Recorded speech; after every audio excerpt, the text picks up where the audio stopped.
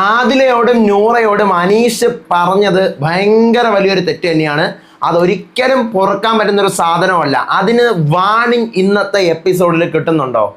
വൻ വിഷയമാവും ഇന്ന്.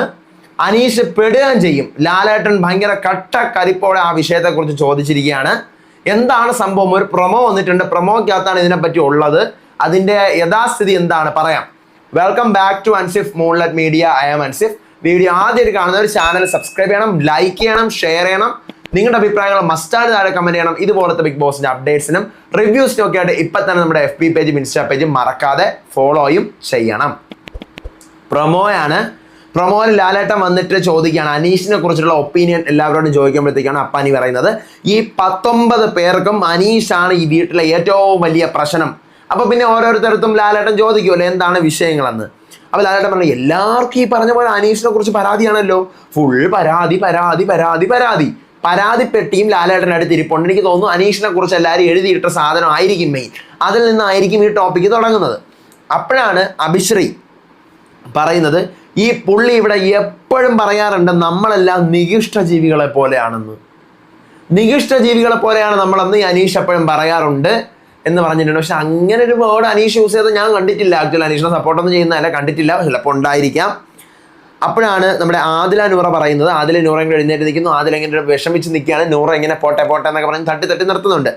ആദില പറയുന്നു ഒരു മനുഷ്യൻ്റെ സിറ്റുവേഷൻസോ അവരുടെ ലൈഫിലെ കാര്യങ്ങളെക്കുറിച്ച് ഒന്നും അറിയാതെ ജഡ്ജിമെൻ്റലായിട്ട് ഇങ്ങനെ പറയുമ്പോൾ ലാലേട്ട എന്ന് പറഞ്ഞ് ഇങ്ങനെ കരയുവാണ്. മീൻസ് ആദിലെ നൂറയും അനീഷ് എന്തോ പറഞ്ഞിട്ടുണ്ട് അവരുടെ ലെസ്ബിയൻസ് ആയതിൻ്റെയോ അല്ലെങ്കിൽ അവർ ഒരുമിച്ച് ജീവിക്കുന്നതിൻ്റെയോ ഒക്കെ കാര്യത്തെക്കുറിച്ച് എന്തോ പറഞ്ഞിട്ടുണ്ട്.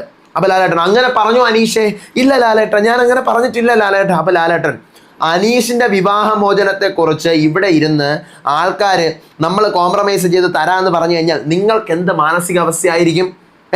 നിങ്ങൾ അതിനെ പ്രൊമോട്ട് ചെയ്യോ അതോ നിങ്ങൾ അതിനെ തിരിച്ച് പറയോ എന്നിങ്ങനെ ചോദിക്കുകയാണ്. അപ്പോൾ ആക്ച്വലി സത്യമായിട്ട് ആദിലെ നൂറയും ഇങ്ങനെ എന്തെങ്കിലും അവർ ലെസ്ബിയൻസ് ആണ് എന്ന് പറഞ്ഞ സ്ത്രീ വിരോധിയാണ് അനീഷ്. അപ്പോൾ ഇനി ആ വക കാര്യങ്ങൾ വല്ലതും പറഞ്ഞോന്ന് പറഞ്ഞു. അത് പറഞ്ഞെങ്കിൽ അതിനൊരു വാണിംഗ് കൊടുക്കണം. ചിലപ്പോൾ വാണിംഗ് കിട്ടും. അങ്ങനെ പറഞ്ഞിട്ടുള്ള സാധനം ഒന്ന് വീഡിയോ കാണിക്കുകയാണെങ്കിൽ ഉറപ്പായിട്ട് അനീഷിന് വാണിംഗ് കിട്ടും. കാരണം ഒരാളുടെ സെക്ഷുവാലിറ്റിയോ അവരെന്താണെന്നോ ഒന്നും ക്വസ്റ്റ്യൻ ചെയ്യാൻ പാടില്ല. അതൊക്കെ തെറ്റ് തന്നെയാണ്. അനീഷ് അത് പറഞ്ഞിട്ടുണ്ടെങ്കിൽ. പക്ഷെ ലൈവ് നമ്മൾ ഒരാഴ്ച കണ്ടിട്ടും അങ്ങനെ ഒരു സാധനം എൻ്റെ കണ്ണിൽ ഞാൻ നോട്ടീസ് ചെയ്തിട്ടില്ല. അങ്ങനെ പറഞ്ഞിട്ടുണ്ടെങ്കിൽ ഇന്ന് എന്തായാലും അത് വൻ വിഷയമായിട്ട് മാറും. വാണിംഗ് കിട്ടേണ്ട സാധനവും അനീഷ് പെടുകയും ചെയ്യും. അതാണ് എനിക്ക് പറയാനുള്ളത്. തെറ്റാണ്, അങ്ങനെ പറയാൻ പാടില്ല. ആദിലെ നൂറയിൽ ലെസ്ബിയൻസ് ആയതിനെ കുറിച്ചിട്ട് തന്നെ ആയിരിക്കണം എനിക്ക് പറഞ്ഞത് കണ്ടിട്ട് അവരുടെ ലൈഫ് സാഹചര്യം അറിഞ്ഞുകൂടാതെ ജഡ്ജിമെൻ്റിലായിട്ട് എങ്ങനെ പറയുമ്പോൾ എന്നൊക്കെ പറഞ്ഞ് ആദിലെ കരയുന്നു, നൂറ കണ്ടുപിടിക്കുകയാണ് പോട്ടെ പോട്ടെ എന്നൊക്കെ പറഞ്ഞിട്ട്.